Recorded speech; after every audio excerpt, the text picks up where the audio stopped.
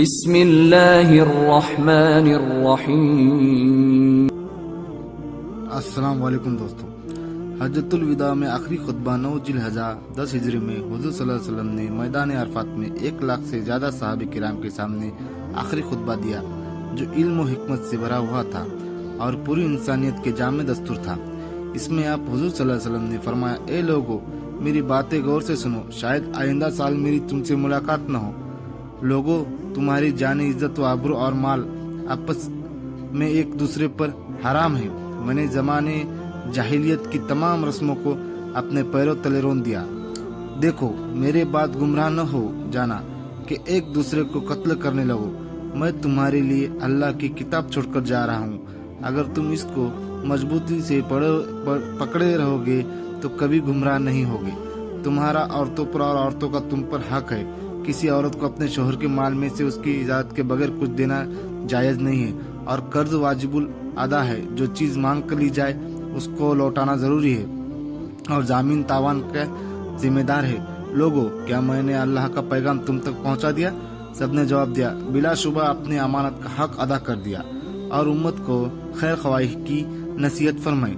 پھر آپ نے آسمان کی طرف انگلی اٹھا کر 3 مرتبہ اللہ تعالیٰ کو گواہ بنایا اور کہا، اے اللہ تو گواہ رہنا، اے اللہ تو گواہ رہنا، اے اللہ تو گواہ رہنا۔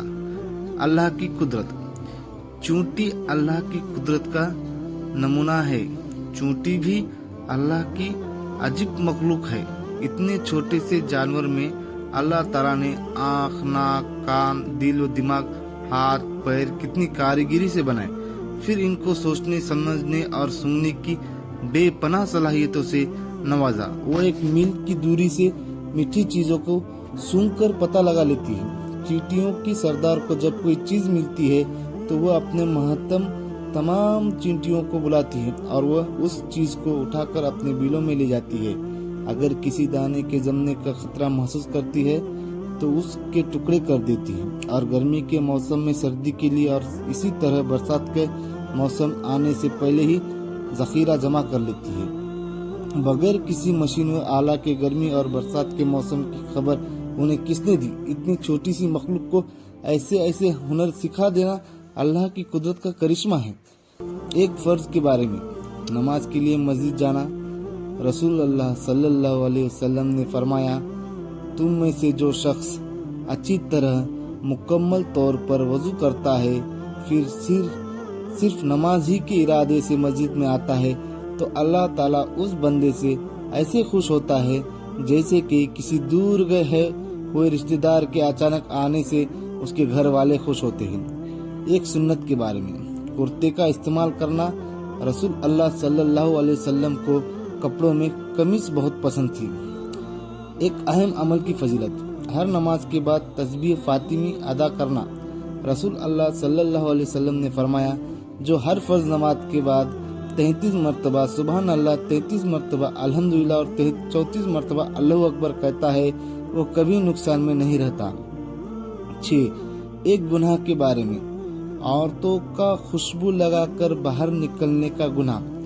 رسول اللہ صلی اللہ علیہ وسلم نے فرمایا، جو عورت عطر لگا کر لوگوں کے پاس سے گزرے تاکہ لوگ اس کی خوشبو محسوس کرے تو وہ جانیہ ہے، اور ہر دیکھنے والی آنکھ جناکار ہوگی۔ 7.